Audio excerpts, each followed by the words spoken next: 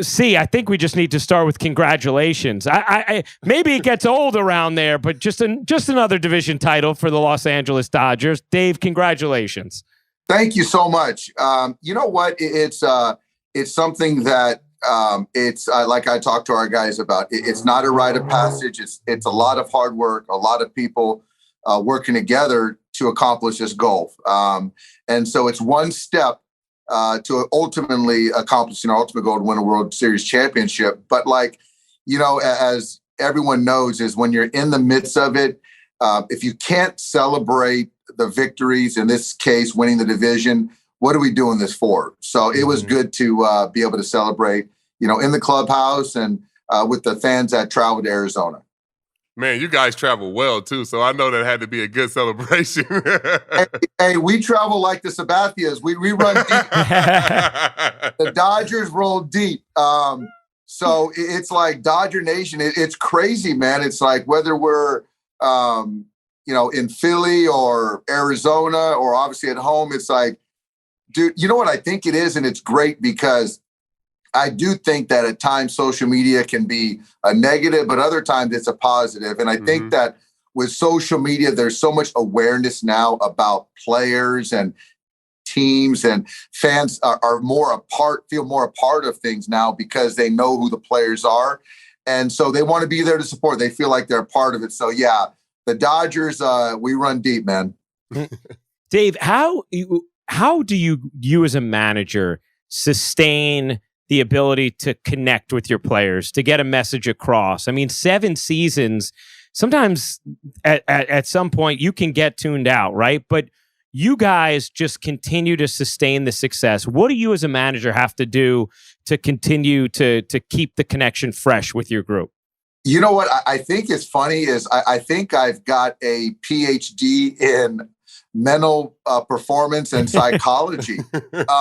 I'm telling you, it's like the game itself is the best part of my day because it goes back to just competing and playing a baseball game to win that day. But I would say the most challenging part is the conversations I have with players every single day. And I think that's probably the biggest gratification I have in my job.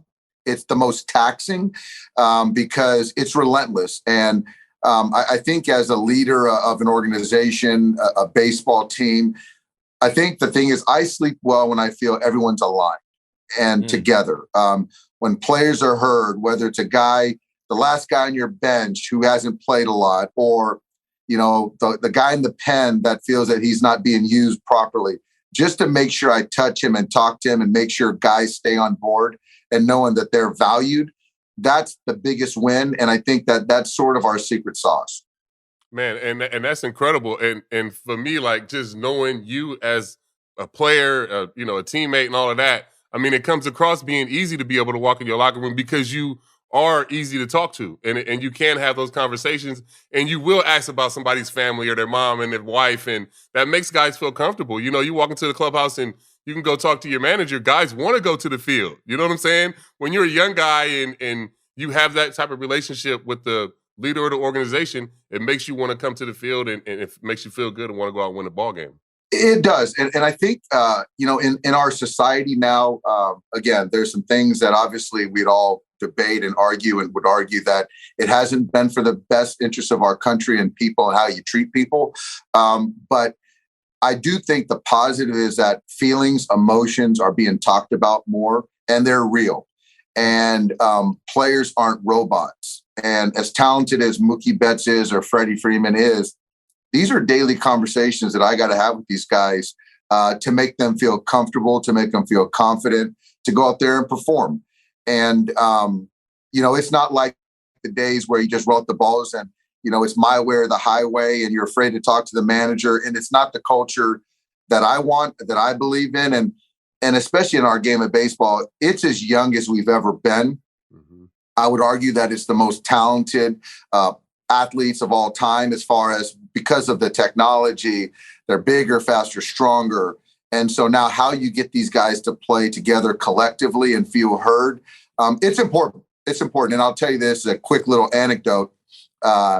a friend of mine, a pastor friend of mine, mentor of mine said, what you know now got you here, but won't get you there. And I took it as, and he meant it as such, as I was a baseball player. I was stubborn. I was thinking about myself.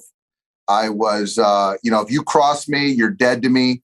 I didn't hear well. I wasn't a good listener. I held grudges, like I said. But when you're a manager, you have to be able to not hold grudges because it's no longer about me. It's about the players. You have to be a good listener because you have to hear what the players saying. And again, you can't hold grudges. As a player, CC, you had players that you didn't like, you didn't care for, and it's like, you didn't need to. It's like, it didn't matter. But as a manager, you need every single one of those guys.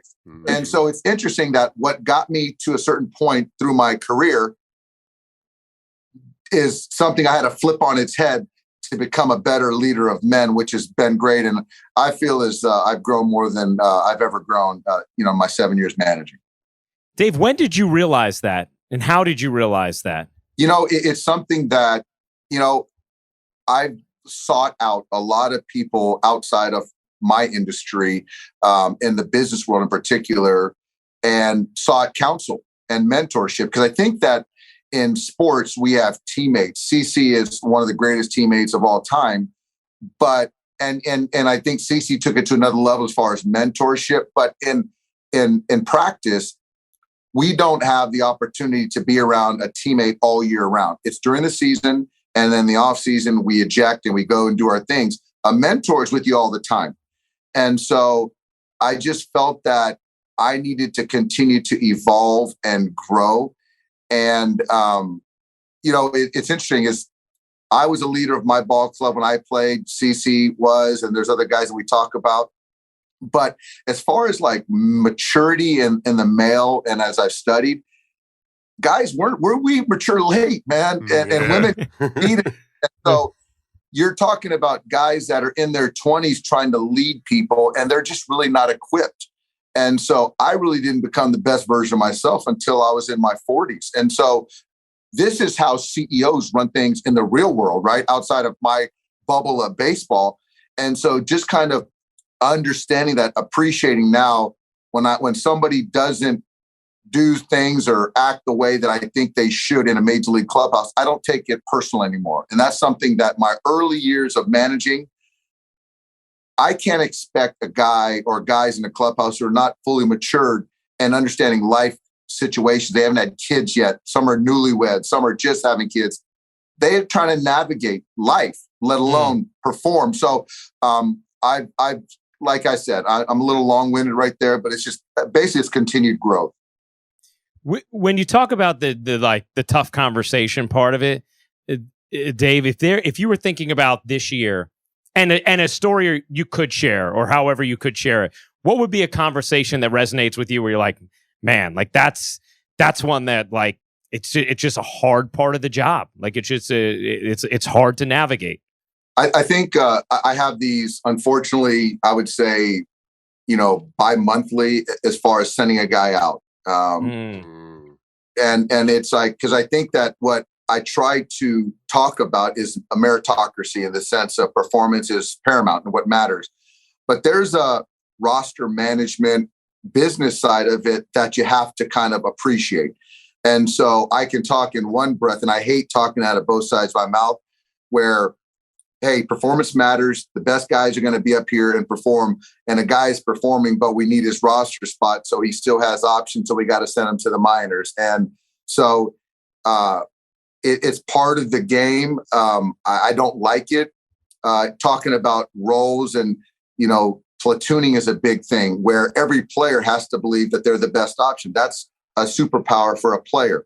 But I have to kind of look back in a wider view and say, hey, I hear you. I think that's great. But I think that we have a different, better option to help our ball club win and to keep these guys on board. So that's always tough because you got to appreciate that person's compete. I think for me is I played for 10 years. I've been traded. I've been optioned. I've been released. I got a big contract, not a CC Sabathia contract, but I got a contract. And so I've kind of been I've been all over the map essentially, so I can kind of relate to guys. And I think it's just once you build a reputation, a relationship with guys, and I think it lands a little bit better. Yeah, that makes sense.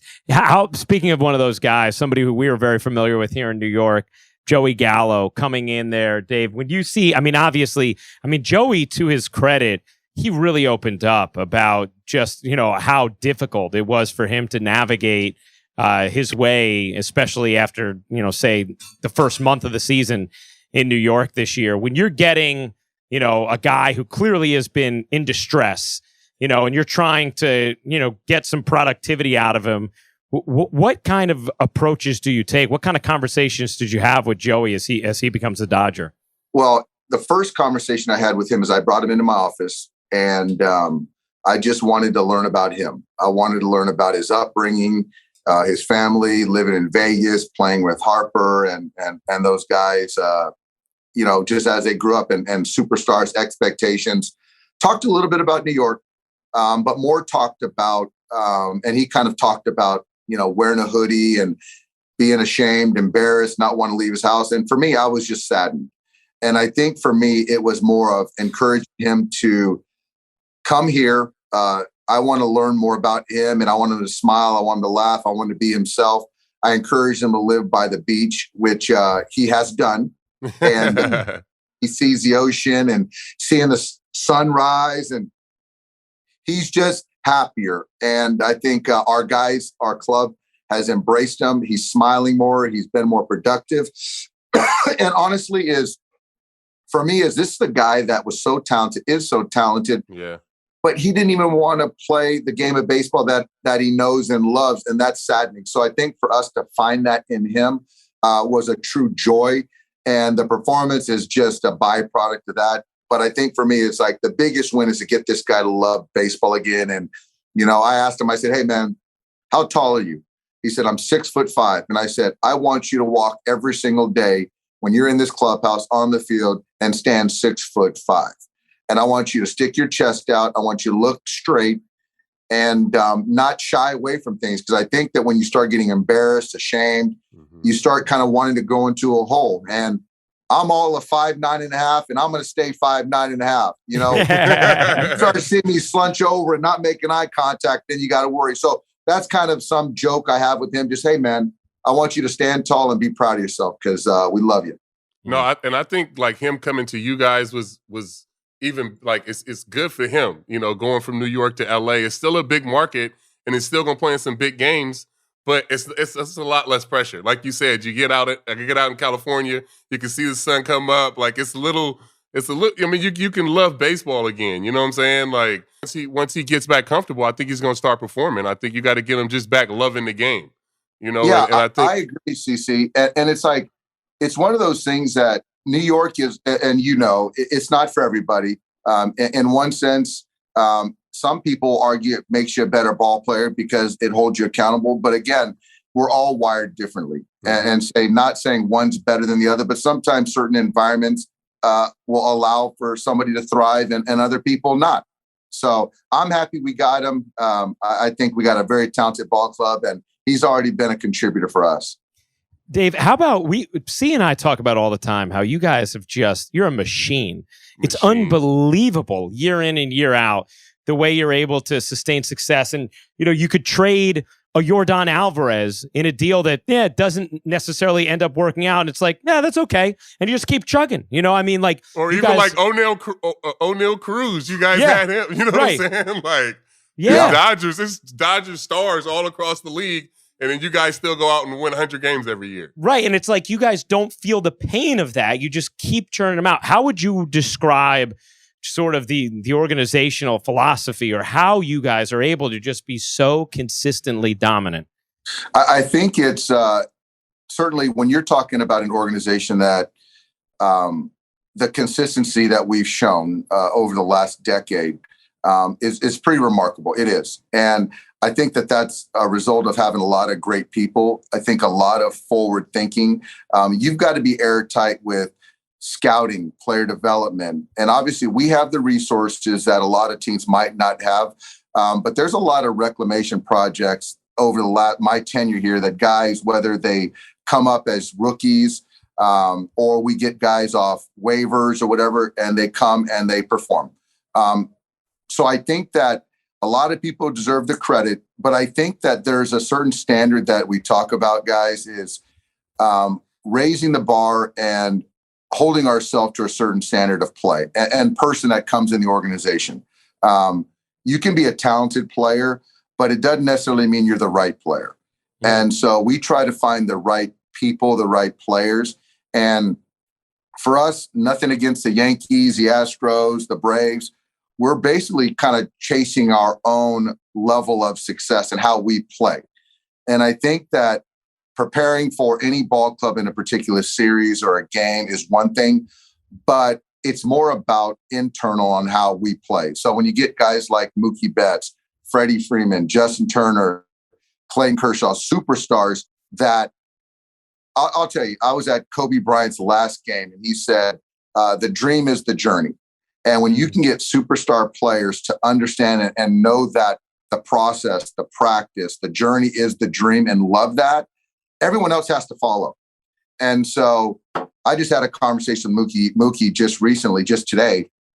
And he was talking about Miguel Vargas, one of our young top prospects who's up here in September.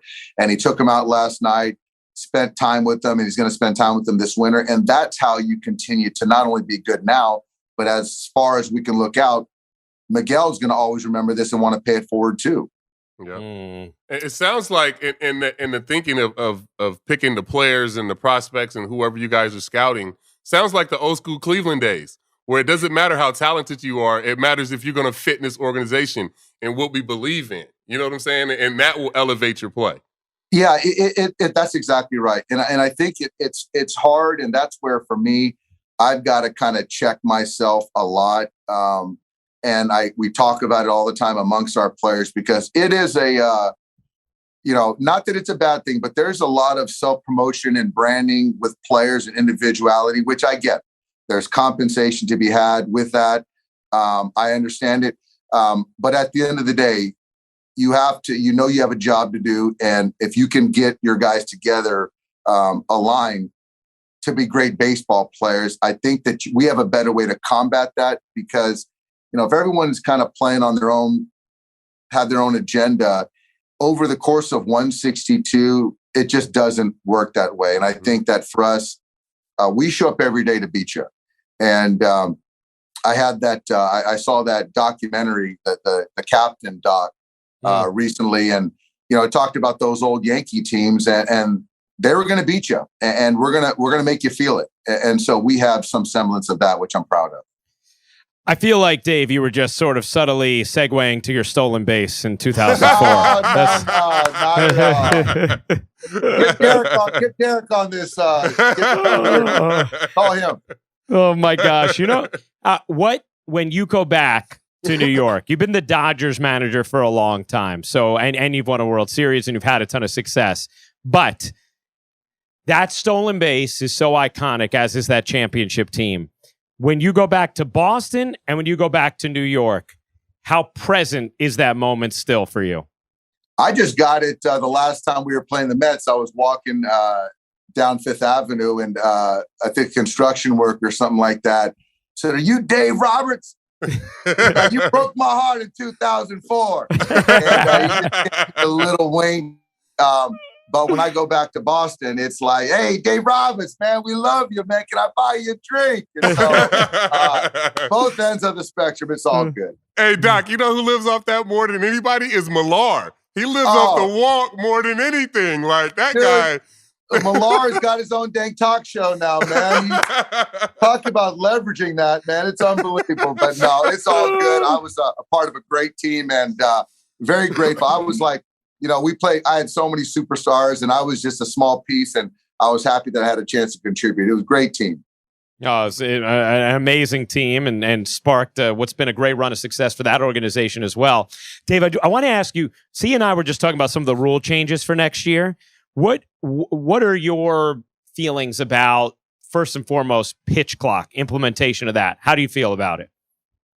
You know what? I think to to know that, to think that we don't, as an industry, need to continue to evolve like the NFL, the NBA has done, is naive. So I do think that I appreciate we're doing that. The pitch clock, I don't know exactly. I know it's a certain time without runners on base, guys are on base, a little bit extended. I think players will adjust and we won't think about it. I think there's certain guys that it's going to rub the wrong way. But again, they'll adjust. I think it'll be good as far as the tempo of the game, the pace of the game. I think the shift is a good thing for baseball. It's going to promote, more athletic plays defensively, put more of a premium on defense. Because a lot of times now you got teams that are building with platoon guys that are bat first and not defense. But when now you've got to cover one half of the field with two players instead of three, I think it is going to promote offense. It'll, you got to kind of restructure your roster, especially that shortstop position is going to be interesting to see what guys, really show out as shortstops because they're going to be challenged more so than they have in quite some time. I think the bigger bases, I think I'm fine with as far as potentially guarding against a potential collision, promote the stolen base. You get a couple inches here, there. I'm okay with that. I'm okay with some of those things. Yeah, guys said they haven't really even noticed the bases. Like I've talked to some of the guys out in AAA, they said they haven't even noticed it. It's just like, I remember when the key used to be, small and then they make it bigger. And then I remember when the first 3-point line was further back and it's just, you just change and you evolve and players are very agile. They can do that. It'll be fine. Dave, if you have a huge decision to make, World Series game, let's say not something in game, right? Because we know you're going to in game, but something's on your mind about just whether it's starting a certain guy or having to sit someone or whatever. Who's the person outside of the organization you go to most for counsel in those moments? So in those moments, I talk to the hitting coaches about the hitters. Mm-hmm. I talk to pitching coaches about the pitching. And I talk to the front office because our front office is essentially divided into run prevention guys, a couple guys on the run prevention side, and a couple guys that are on the hitting side. So getting their counsel on, best runs for pitchers in the pen or how we lay out the rotation or, spots for hitters and who that matches up best. I take it all in. I really do. And then I run through a lot of different scenarios in each game. So every day it's like a different day because it's a different game. And I kind of run the play out on how, because it could go a lot of different directions. And to say, when people say the game is scripted, I just laugh because every game is different. I never know which way the game's going to go. But to know how you're going to respond when certain things go, I have that ready. So that's a process, right? So I really believe in process. And I think sometimes it works, sometimes it doesn't. But I will say my wife is the one when it doesn't work, I take it hard and we lose. It doesn't work. She's like, Dave, would you do the same thing again? And I'm telling you guys, 99% of the time, I would do the same thing again. And it just didn't work out. So if that's the case, you can't win them all. Every decision that doesn't work is not a bad decision. So I'm just lucky that, the guys that I work with, understand that as well. Yeah. That's you're coming up with that process because it's impossible to account for the outlier, right? Yeah. Like, and you need to feel great about it for what's going to happen in those other 99% of the times, right? Yeah, absolutely. And I will say this is that in a part of the process, I'm talking to the hitters and the pitchers and I'm letting them know what I'm thinking. I try to give guys the under the hood of my thought process. So, because I think that the more you do that, I initiate those conversations, the more they understand why we do what we do. Because I was out there many times in center field with a pitching change going, what the heck are we doing? Are we even trying? But now I understand that, hey, we might be trying to lose the battle to win the war, to win the series and save a guy, and understanding how that goes. Now the conversations I have with our guys, they're going, oh, shoot, okay, that makes sense. Or, hey, man, I might be hitting you 6 right here because I don't think CC's going to get to the 26 hitter this time. So you're only going to take 2 at bats versus CC. Then they're going to have to make a move, and then you're going to get that righty coming off the bench. But if CC wants to go 115 to get you in the 6 hole, then I'll take my chances. So then I start talking to guys like that. They're like, oh, I get it. Okay, that makes sense. So most guys get that now, Dave? There's not, when you break it down that way? They do, because we have conversations all the time. I mean, my bench coach, Bob Guerin, is always trying to educate our players on the rules. And I think, and again, it's like our coaches, we're always having these conversations. And I'm always like, dude, if you got a question about usage or this or that, come ask. Let me explain it. And so, like I said, it's about getting the right players. And I really believe that we not only have the best roster talent-wise, but we have the smartest players. And I'm not talking about an SAT. I'm talking about baseball acumen and IQ. And that speaks to even the value of watching a baseball game. You know, you can look at dugouts and you see guys at the end of the bench, guys that are watching. And I look around and you see other guys that are in the middle of the dugout. They're watching the pitchers. They're watching tendencies. They're watching their own hitters. I like those guys. Those are the guys you can bet on. That's awesome. Dave, this has been terrific. Thank you so much for giving us this time on a game day as well. Congratulations on yet another division title. You guys are a billion games over 500. And yet we know the National League playoffs are still going to be a gauntlet to go through. So 100%. It's going to be fun baseball. And I just love, man, talking about baseball, promoting our game. It's like, you know, we've been beat up, you know, for the last 5-7 years. So I think we're starting to turn it around a little bit and talk about what's great about the game and the athletes and the competition, the parity. So it's going to be a fun season, fun postseason. Yeah, and I want to say, I want to end it with this. You've talked about Mookie and leaving an impression on a young player. My first ever time walking into a AA locker room, I was 18 years old. First person ran up to me, Doc. That was me. Ran up to him, same enthusiasm. Ran up, he's like, "Hey man, what's going on?" I was scared to death. I was ready to go home. I was crying because I had to go to Akron. He came in there and made me feel comfortable, and I never forgot that. So I love you forever for that, and that impression lasted on me forever, and always made me want to make people feel comfortable when they came in the clubhouse. So I appreciate you for that. Everything to me, man, and it's like, you know, man, we compete. We do this and do that on the field, but those relationships, how you impact players, man, that's gold. So I love you for saying that, man. I appreciate you, man. That is an awesome, awesome story and a perfect way to wrap things up. Dave, thank you so much. Congratulations on the success this year and every year that you've been the manager of the Dodgers, and good luck in October. All right, fellas. Thanks for having me on. You got it. You.